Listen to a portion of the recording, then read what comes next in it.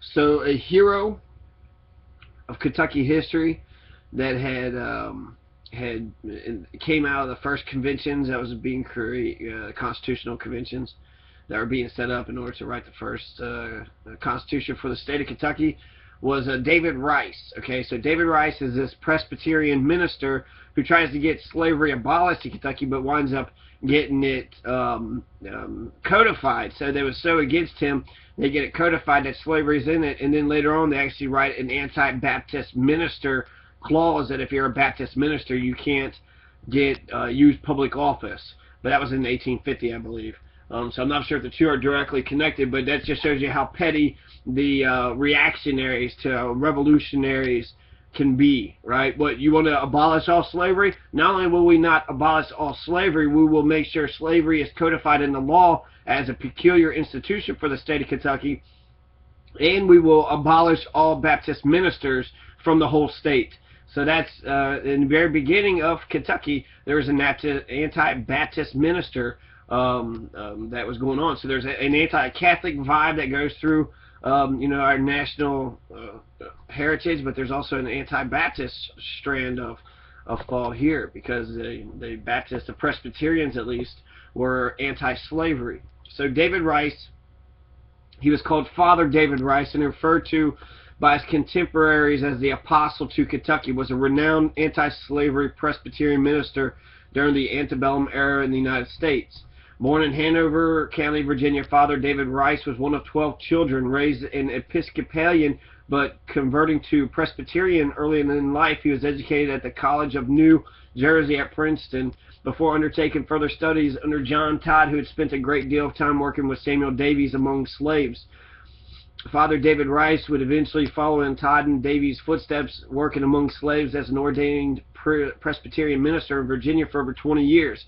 After being forced out of Virginia, Father David Rice joined the efforts of the Kentucky Abolition Society, serving also as a member of the 1792 Kentucky Constitutional Convention. It was as a member of the convention that Father David Rice pleaded for a gradual emancipation initiative given in an address entitled "Slavery Inconsistent with Justice and Good Policy." Ultimately, Father David Rice saw the institution of slavery as not only unconstitutional, but as that which violated the most basic tenets of a natural moral law. Father David Rice believed, moreover, that it was especially the responsibility of the church to lead the cause for emancipation, expressing in 1799 in a letter to a friend that he wanted Christians to adopt a rational plan for the gradual abolition of slavery, and to do it under the influence of religion and conscience without any regard for law. Letter to James Blythe, 1799. In 1792, Father David Rice served as an elected delegate to the Danville Convention of 1792, where he pushed for the insertion of a clause in the state's first constitution that would have ended slavery. Father David Rice, ultimately unsuccessful in his efforts towards abolition, served for much of the start of his life in the Kentucky Abolition Society. Father David Rice also helped organize the Transylvania Presbytery, the Synod of Kentucky and Transylvania Seminary, which became Transylvania University. So David Rice eventually helps establish Transylvania University. So, it's not all bad that comes out of religion. You can get some people who actually takes the message of Jesus Christ and use it to form their own conscience, and then they do some really good works. We see that with Oscar Romero. We see this with Martin Luther King, maybe Gandhi, but now we're seeing it with David Rice. Okay, so before everybody, Kentucky didn't have to be a slave state. He was at the first constitutional conventions in Danville, Kentucky. He was there, in the very beginning. In 1792, he was there. And he tried to push for anti-slavery. He wanted to have they even had a gradual, abolition, so it wasn't for an end slavery now. But he didn't get it passed, so they didn't actually add it into it. So he failed, right? He was unsuccessful. There's another minister, John Greg Fee, is that his name? Something Greg Fee, John G. Fee. Yeah, John Greg Fee was an abolitionist, a minister, and an educator. So he was a minister also. Presbyterian, Methodist, Episcopal, I don't know. In the 1840s, he came into conflict with the Presbyterian Synod of Kentucky, which opposed his church's stance to refuse fellowship to slaveholders. Fee left the Presbyterian Church over this matter and came to believe that Christianity had to be non-denominational and non-sectarian. He began writing about abolition, and some of his work was published by the American Missionary Association, established in 1846. In Lewis County, he and parishioners built a free Church of Christ. With a land donation from Cassius Clay, wealthy landowner who supported the church in gradual abolition in 1853, John Gregg Fee founded the town of Berea, Kentucky, in the interior of the state in Madison County. Like-minded people began to gather there. He preached in neighboring counties. So the Church of Christ, I mean, he says it's non-sectarian and non-sectional, right? So Church of Christ, I guess it just could be anybody who believes in Christ can go to his. So he's not Baptist, he's not Protestant, he's just a Christian. He's just a Christian. And so the politics of slavery, opponents of slavery outside Kentucky noticed that the Commonwealth had the strongest anti-slavery movement of any of the slave states, and many hoped that Kentucky would set an example to be the first slave state to abolish slavery. Most Kentuckians agree with Henry Clay that slavery was evil, but they also agreed with him that it was necessary for public safety. Oh my God. So for order, we have to have it, because, I mean, if shit, you give them a little bit of freedom, they'll fucking take it, you know, in the L, right? That's Frederick Douglass's massa told him. So, public safety is a necessary evil. Fuck that. That's almost like the argument for government. Well, you know, someone's got to keep the records right. It's necessary evil. The watershed and the consideration of emancipation as a political issue came to the state in the Constitutional Convention of 1849. So I'm talking about some of the history that's going on right now. So the very first one was 1792, then 1799, and then 1850. So basically back to back to back, and then 1891. So within a span of only 100 years, or 120 years, you had 4 constitutions. And then the next 120 years, you had no new constitutions at all. So in the very beginning of Kentucky's republic, we're writing constitutions left and right. So the second constitutional convention was called for in 1799. It abolished the electoral college. It allowed senators, representatives, the governor, and newly created office of lieutenant governor to be directly elected. So that's progressive. In addition to appointing judges, the governor was given the power to appoint a number of local offices, including sheriffs, coroners, and justices of the peace. So that's not progressive, but that is a strong governor. So there's a combination. I think you can elect all the positions, but you can also have a governor giving him some power, so that way he can actually, you know, when he gets the gauntlet, he can actually make changes in this society. You know, restrained by the legislature and judicial, of course, but anything that's, you know, within the confines of the legislature and the judicial, governors should be able to do whatever the fuck they want to do. Like Nixon says, if you're president, it's not illegal. So if you're the governor, it's not illegal. If you're, I don't know, the sheriff or the county attorney or the judge executive, they all keep on getting hit up by the FBI, because the FBI is tapping everybody's in Kentucky's phones and shit, you know. So anytime that there's, how they got Richie Farmer, I have no fucking clue. How they're getting some of these, you know, county officials out east, I have no idea. They just seem to be coming up with an audit, and then they'll fuck them over with the audit, or they'll just, you know, just have some evidence somewhere about some imminent attack, and I don't know. So this is the 1799 Constitution. They placed term limits on the governor so that the governor cannot succeed himself in office for a period of 7 years. So once you become governor, you can only be governor for 3 or 4 years, and then you couldn't become governor for another 7 years after that, and then you could become governor again. That's insane. It's crazy, but it's just to make sure that one person can't be governor for the rest of their life.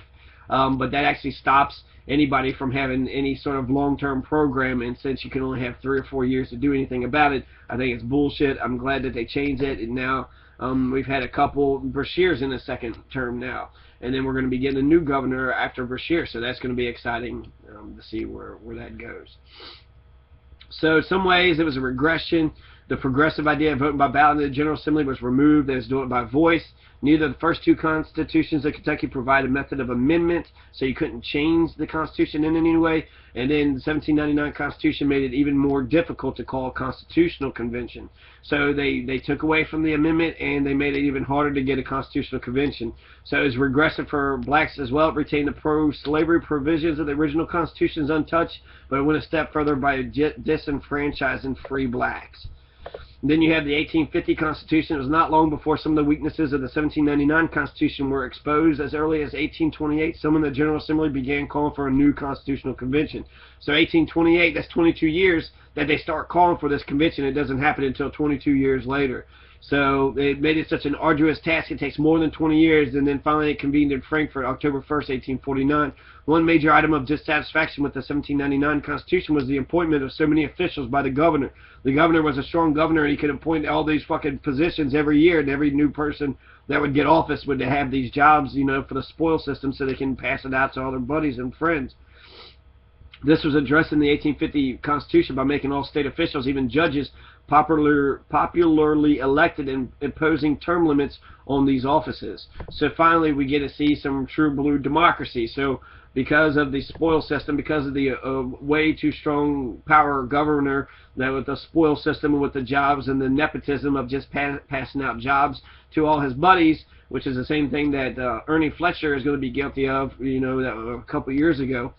This happens is why the 1850 Constitution is written the way it's written. So now they have everybody's open up for election. The governor doesn't appoint the sheriffs and the judges and the coroners. Now the local officials are voted by the local people. While the Kentucky Constitution had always provided for protection of slave property, pro-slavery forces sought and received an even greater protection in the 1850 Constitution. Among the new provisions were a requirement that slaves and their offspring remain in the state, and that ministers of religion thought to be largely anti-slavery were prohibited from holding the offices of governor or seats in the General Assembly.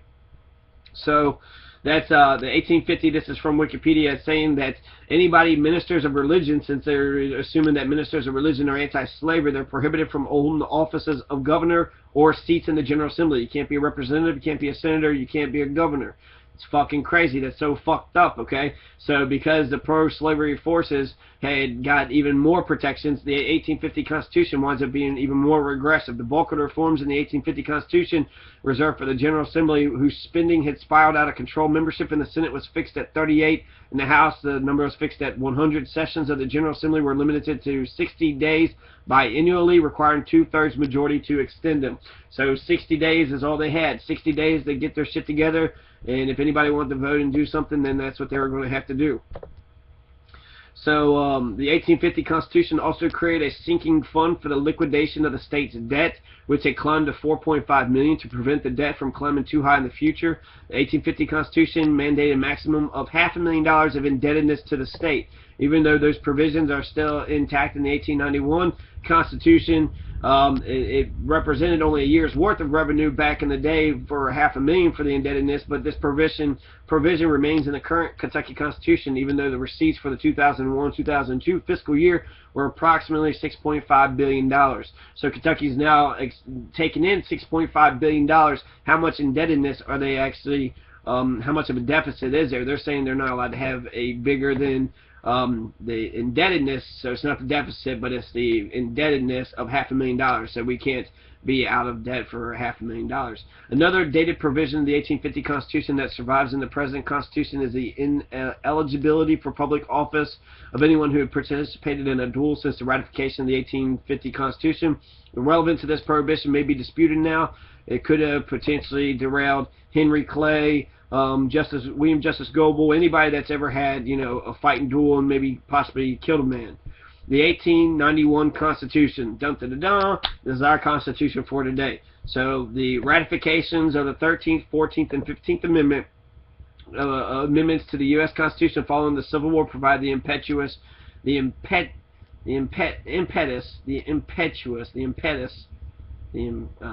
the fucking galvanized for change for another constitutional convention, since much of the existing Constitution provided protection for slave property and were now at odds with the federal Constitution.